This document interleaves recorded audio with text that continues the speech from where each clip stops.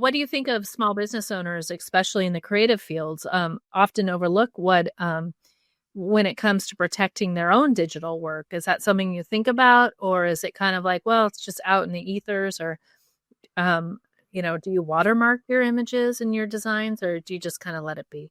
I used to do that, watermark. However, I let that go because that can just be modified in Photoshop and some of the other very, very many programs out there. The most important thing I did for myself is I did trademark my business name, and also the logo. So I felt like that was important to preserve and maintain my work and myself as a creative because I am my work.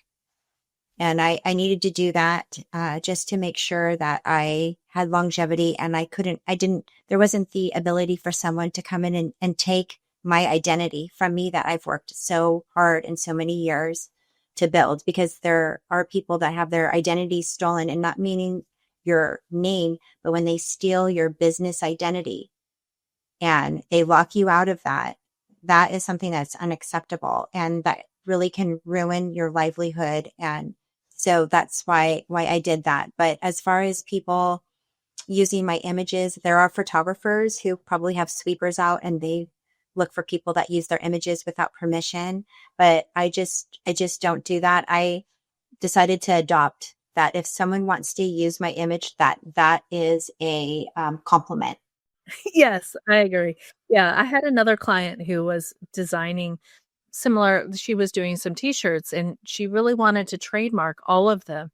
And I was like, part of me understood like that desire to want to trademark your work, but part of me was like, in this day and age, it's like, do you want to focus on creating or protecting? And I kind of was trying to let her be like, gotta let it go. Like now everything is so mushy, and it's like, I don't know. It's an interesting conundrum in a way, because I mean I do get it. It's like some people don't, um I mean, you're pretty open about sharing. You share your work and your projects on Instagram and Pinterest.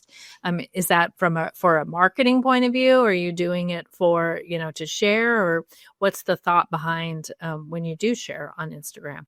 My thought process is I don't really get clients per se from Instagram. It's like a big portfolio. I put myself out there because I want people to know who I am as a person.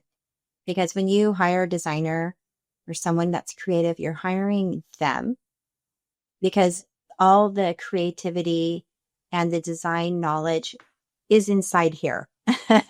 It's not elsewhere. So you're hiring me as a person. So it's really important that you feel like you get to know me a little bit and see what I can create, what I can, dream up. But I haven't put anything out that's really conceptual per se, except for like I did some design boxes, but I enjoy it because I always like to see what you're working on, and to see your before and afters are always great. So I appreciate that. Amy, you are one of my best cyber savvy customers. You take cybersecurity very seriously, which I appreciate. I know you had a tech scare a while ago and we kiboshed it, and we don't need to delve into that, but I do appreciate how cognizant you are about security. Is there some advice that you would give other designers or small business owners about being more cyber savvy? What would you suggest they do?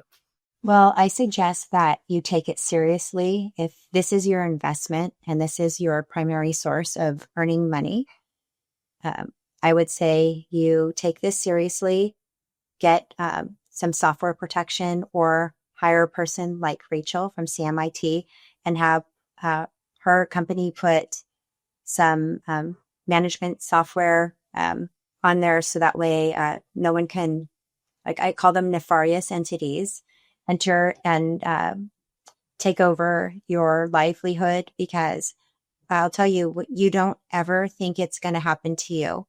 You're too small. No one knows who you are. You're just some random person. It can happen to you.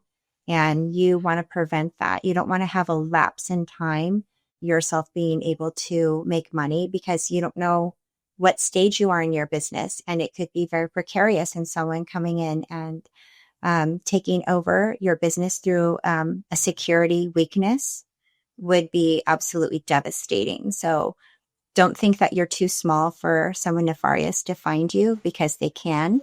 And if you have a weakness, they will find it and exploit it.